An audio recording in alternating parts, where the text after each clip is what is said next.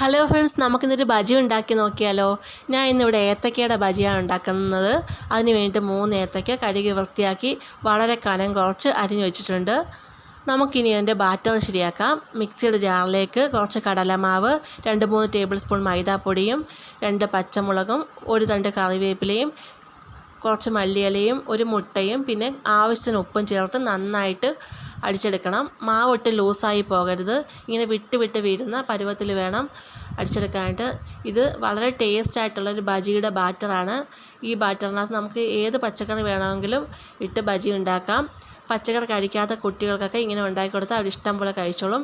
ഞാൻ അതിനകത്തോട്ട് കുറച്ച് എള്ളും 1 നുള്ള് സോഡാപ്പൊടി ഇട്ട് ഒന്നും കൂടെ മിക്സ് ചെയ്ത് വെച്ചിട്ടുണ്ട്. ഇനി അരിഞ്ഞു വെച്ചിരിക്കുന്ന ഏത്തക്ക കഷ്ണങ്ങൾ ഇതിലേക്ക് ഡിപ്പ് ചെയ്ത് 2 മിനിറ്റ് വെച്ചിരിക്കാം.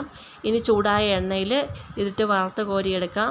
വളരെ ടേസ്റ്റ് ആയിട്ടുള്ളൊരു ബജിയാണിത്. എല്ലാവരും ഒന്ന് ട്രൈ ചെയ്ത് നോക്കണേ.